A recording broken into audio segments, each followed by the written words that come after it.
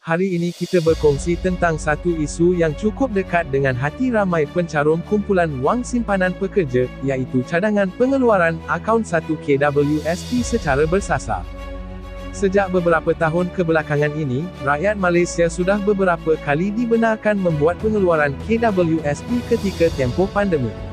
Ramai yang menyambut baik langkah tersebut, kerana ia dapat membantu menampung kos sara hidup ketika ekonomi terhenti seketika.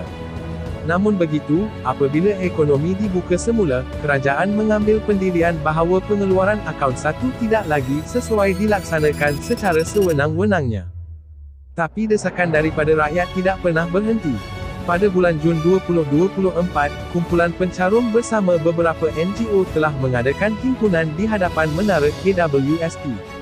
Mereka menuntut agar pengeluaran akaun 1 dibuka semula secara bersasar, khususnya kepada mereka yang benar-benar terdesak dan sudah tidak mempunyai baki dalam akaun 2. Antara cadangan yang dikemukakan termasuklah pengeluaran sekaligus dalam jumlah kecil, atau dibayar secara bulanan mengikut kemampuan pencarum. Mereka tidak minta semua simpanan dikeluarkan, tetapi hanya sebahagian untuk keperluan seperti rawatan kesihatan, bayar hutang, bantu anak di IPT dan kos sara hidup harian. Namun di pihak kerajaan dan KWSP, mereka bimbang jika pengeluaran ini dibuka, simpanan hari tua pencarum akan terjejas. Malah ada yang menyatakan, sudah terlalu banyak pengeluaran dibenarkan sewaktu pandemik dahulu. Sementara itu, pada bulan Mei 2024, KWSP telah memperkenalkan satu mekanisme baru yang dinamakan akaun fleksibel, atau lebih dikenali sebagai akaun 3.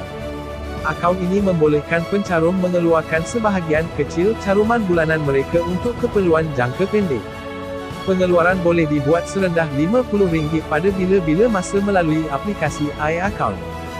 Langkah ini sedikit sebanyak membantu pencarum yang memerlukan wang tunai secara segera, namun ia tidak menyelesaikan isu bagi mereka yang menghadapi kesulitan lebih besar.